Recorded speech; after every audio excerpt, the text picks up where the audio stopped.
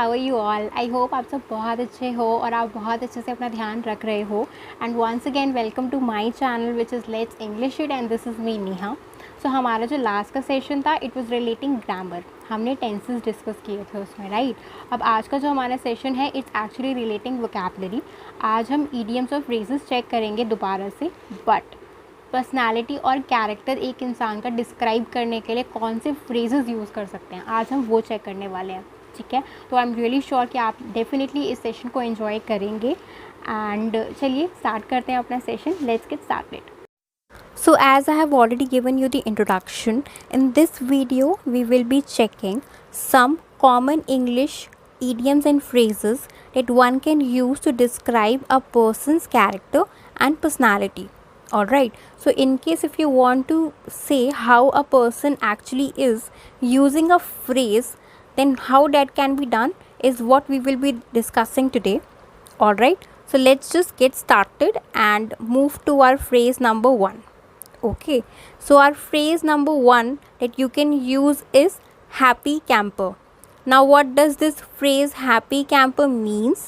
Happy camper is a person who is always happy and satisfied. तो जैसा कि phrase सुन के समझ में आ रहा है, happy camper मतलब एक इंसान जो हमेशा happy और satisfied रहता है अपनी situation और life से, that person can be considered as a happy camper who is always happy. Alright, now check the pointer number 2. We often use happy camper in the negative statements. तो happy camper phrase आप use ज़्यादातर negative statements में करते हो। मतलब आप happy camper phrase ज़्यादातर वहाँ यूज़ करते हो जहाँ पे आपको ये कहना है कि जो पर्सन है वो हैप्पी और सेटिस्फाइड नहीं है अपनी सिचुएशन से, ठीक है। वहाँ पे आप ज़्यादातर उसे यूज़ करते हो। दो आप पॉजिटिव सिनेरियोज़ में भी यूज़ कर सकते हो डेफिनेटली, बट मोस्टली ज़्यादातर हम इसे नेगेटिव स्टेटमेंट्स में यूज़ करते हैं, ठीक है। I hope it is clear. Now check the sentence for better clarity. The sentence says she was not a happy camper when her work permit application was denied. So she was not a happy camper means she was not happy. Why she was not happy? Because her work permit application got denied. Alright, so since her work application got denied, this is a situation where you lost something, so it's obvious that the person cannot be happy. So this is a negative situation, right? Somebody is not happy and the happy camper phrase has been used. तो किसी का work permit application जो है उसने work visa के लिए apply किया था बट वो रिजेक्ट हो गया, वो डिनाई हो गया, जिसकी वजह से वो खुश नहीं है। ये बेसिकली सेंटेंस का मतलब है, ठीक है। तो जैसे कि मैंने आपको बताया नेगेटिव स्टेटमेंट्स में ज़्यादा यूज़ करते हैं इसे हम, बट आप पॉजिटिव स्टेटमेंट्स में भी यूज़ कर सकते हो to show that a person is happy and satisfied. तो कोई भी इंसान जो हमेशा खुश रहता है या खुश रहने का ट्राई करता है उसके लिए आप यूज़ कर सकते हो ये फ्रेज़ अप्रिशिएट करने के लिए that she is a happy camper, ठीक है। I hope phrase number 1 clear है। Now let's move to the phrase number 2. So our phrase number 2 is morning mini. So as you can understand from this word only, morning. Now what does morning means? Morning means to complain. So someone who always cribs and complains is a person who mourns. Mourns means to complain. ठीक है. Now who can be called as morning mini? Who always complains. Alright. So this is what is the meaning of this phrase. So a person who complains a lot about insignificant things. So a person who always complains मतलब बहुत ज़्यादा complain करने वाला इंसान किन चीज़ों पे? Insignificant चीज़ों पे। Insignificant मतलब चीज़ें जो ज़्यादा important नहीं है, बहुत ही silly चीज़ों के ऊपर जो complain करता है, क्रिप करता है, ऐसा इंसान को आप morning mini कह सकते हैं, ठीक है। जैसे कि सेंटेंस चेक करो फॉर बेटर क्लैरिटी। सेंटेंस कह रहा है oh stop being a moaning Minnie, just focus on your work, ठीक है।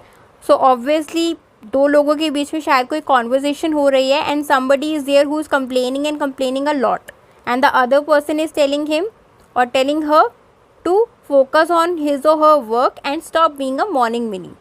So if you know a person who complains a lot about silly things, over silly things, then you can call him or her a morning mini. Alright. I hope phrase number 2 is clear. Phrase number 1 was happy camper, which means a person who is always happy. Now phrase number 2 was our morning mini, which means a person who complains a lot. I hope these two phrases are clear. Now we are moving on to phrase number 3, which is laid back. So laid back means a relaxed person who doesn't get stressed or upset easily. So laid back is a very easygoing person who is very calm person who takes things very lightly and doesn't take that much of stress relating something.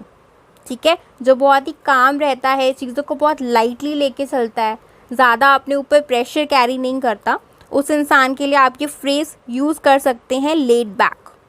अब sentence check करो for better clarity. Sentence कहता है our manager was a laid back person but he has recently begun yelling at the employees. तो हमारा manager एक lead back person था, मतलब बहुत ही लाइट गोइंग, बहुत ही ईजी गोइंग पर्सन था, चीज़ों को बहुत लाइटली लेने वाला. बट रिसेंटली उसने एम्प्लॉयज़ पे शाउट करना शुरू कर दिया है. So now the person is behaving against his or her nature. ठीक है, initially he was very light, very easygoing person. Now he is behaving he is behaving in an opposite way. He is behaving like he is yelling at the employee. So a laid back person cannot shout at the person because he do not take this much of stress. So if you know a person who is very easygoing, doesn't take this much of stress relating anything, you can call the person a laid back. Okay, it can be your neighbor, it can be your friend, it can be your boss, it can be your teacher, it can be any of your parent, any of your friend. Okay, I hope laid back is also clear to you. Somebody who is very relaxed, doesn't take that much of stress, a very easygoing person. Okay, now let's move to our next phrase. Our next phrase is pain in the neck. Now what does this phrase mean? Pain in the neck is actually a person who is very difficult, you find very difficult, but the person you find very annoying, very unpleasant, very irritating. You can use this phrase for that person. Okay, somebody you do not like much, you do not you cannot bear them that much, आपको उसकी presence बिल्कुल भी बर्दाश्त नहीं होती, आपको बहुत irritating लगता है वो इंसान, उसके लिए आप इसे यूज़ कर सकते हो that you are a pain in the neck for me. ठीक है, जैसे कि सेंटेंस देखो. Sentence is saying Niharika is such a pain in the neck these days. मतलब निहारिका आजकल एकदम पेन इन द नेक बन चुकी है मेरे लिए. तो आजकल निहारिका बहुत ही अनोइंग और इरिटेटिंग वे में बिहेव कर रही है, तभी somebody is saying that she is a pain in the neck for me now a days. ठीक है, हो सकता है कि नाउ अ डेज ऐसी सिचुएशन है कि कोई इंसान आपको बहुत ज़्यादा बुरा लग रहा है, इरिटेटिंग लग रहा है, या मे भी हो सकता है कि वो स्टार्टिंग से ही ऐसा है कि वो आपको बिल्कुल पसंद नहीं है, इरिटेटिंग लगता है आपको. तो ऐसे पर्सन के लिए आप ये फ्रेज़ यूज़ कर सकते हो. The person you find very irritating, very annoying, very difficult to bear. Okay, I hope this phrase is also clear. Now let's move to our next phrase. Our next phrase is smart aleck. Now what does this smart aleck means? Smart aleck means a person who thinks he or she is highly intelligent and tries to demonstrate this fact to others can be called a smart aleck. तो smart aleck person एक ऐसा इंसान जो जिसे लगता है कि वो बहुत ज़्यादा इंटेलिजेंट है, पहली बात, और वो हमेशा ये चीज़ डेमोस्ट्रेट करने की, मतलब प्रूव करने की कोशिश करते हैं दूसरे इंसान को. ठीक है, उसे हम स्मार्ट एलेक कह सकते हैं. ठीक है, दूसरा पॉइंटर चेक करो. Smart alecks often like to contradict and correct others and are therefore not liked. तो जो स्मार्ट एलेक्स होते हैं वो दूसरों को हमेशा करेक्ट करने का ट्राई करते हैं, जिसकी वजह से उन्हें ज़्यादा पसंद नहीं किया जाता. ठीक है, तो they have a habit of correcting others. ठीक है, always peep into others work and they think that they are very intelligent, they are highly intelligent. All right, and they always try to prove this to others that they are the most intelligent person in the room. They are smart alecks. Now check the example. Example says, when I made my presentation, Pratik publicly questioned the accuracy of my statements. Why couldn't that smart aleck wait until after my speech to tell me what he thought? ठीक है, तो किसी ने अपना presentation prepare किया था and वो अपना प्रेजेंटेशन दे रहा था, जिसके बीच में ही प्रतीक जो है आ गया एंड प्रतीक ने उसकी जो भी स्टेटमेंट्स थी उसके ऊपर क्वेश्चन करना शुरू कर दिया, स्टेटमेंट्स के ऊपर, ठीक है, ज़्यादा क्लैरिटी मांगने लगा। तो ऑब्वियसली जो इंसान प्रेजेंटेशन दे रहा था उसे ये अच्छा नहीं लगा बिल्कुल भी, और उस प्रेजेंटेशन देने वाले इंसान ने क्या बोला कि क्या ये स्मार्ट एलिक प्रतीक वेट नहीं कर सकता था थोड़ा सा मेरे प्रेजेंटेशन ख़त्म होने का, और उसके बाद मुझे बता सकता था कि ये मेरी प्रेजेंटेशन के बारे में इसके क्या थॉट्स हैं। लेकिन नहीं, उसे तो प्रेजेंटेशन के बीच में कूदना था, because they always love to correct others, smart alecks, right. So I hope कि आपको सेंटेंस से क्लियर हो गया होगा। This is how a smart aleck is.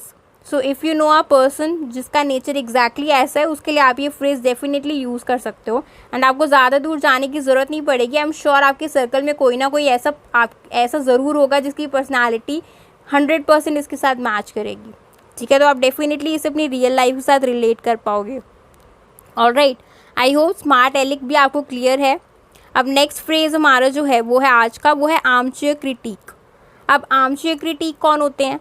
Armchair critic is someone who gives advice based in theory rather than practice. तो armchair critic ऐसा इंसान जो हमेशा एडवाइसेस देता रहता है प्रैक्टिकल थ्योरेटिकल नॉलेज के बेसिस पे, बट उन्हें कोई प्रैक्टिकल नॉलेज नहीं होती। मतलब कोई चीज़ जिसकी प्रैक्टिकल नॉलेज मुझे बिल्कुल भी नहीं है, ज़ीरो प्रैक्टिकल नॉलेज है मुझे, ठीक है, बस थ्योरी पढ़ पढ़ के आपको मैं एडवाइजेस दे रही हूँ किसी चीज़ पे, या कोई इंसान आपको दे रहा है, उसको आप कह सकते हो कि आर्मचेयर क्रिटिक है वो, ठीक है। जैसे कि सेंटेंस चेक करो, सेंटेंस कह रहा है that guy is such an armchair critic, no experience but plenty of advice. तो वो इंसान एक आर्मचेयर क्रिटिक है पूरा का पूरा, Y?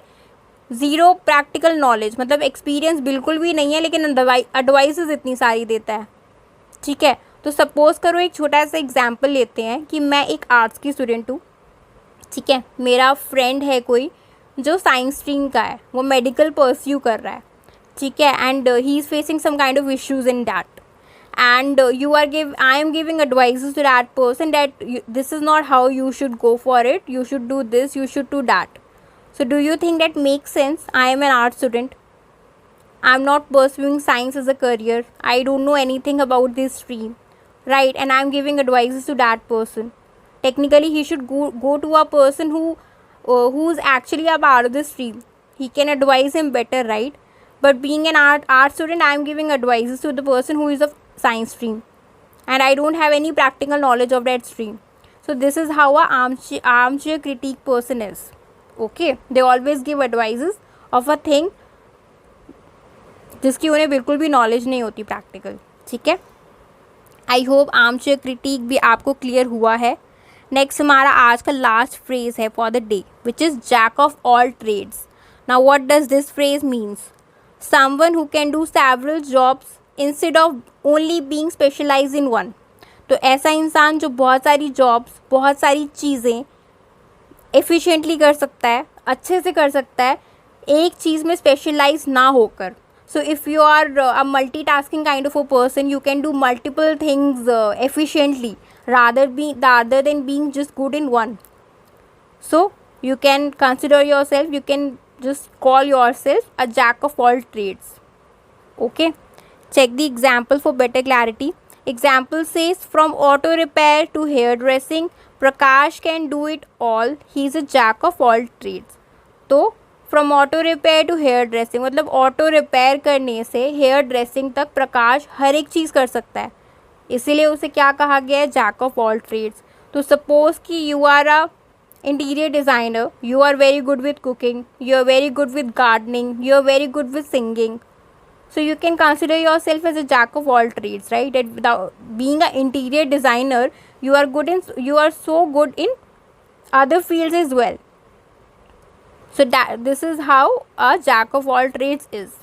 So I really hope कि जितने भी phrases हमने आज कवर किए हैं, ज़्यादा नहीं है, 6-7 phrases हमने चेक किए हैं, आपको आई होप अच्छे लगे. इनकेस अगर आपके पास और ऑप्शंस अवेलेबल हैं और phrases, you have more phrases in your mind that we can use to describe a person's character, personality, then please do share here in the comment section. I would love to hear it from you. And if you like the video, I would request you to please like it and please do not forget to subscribe our channel for more such videos. So thank you so much once again for your time, and take care.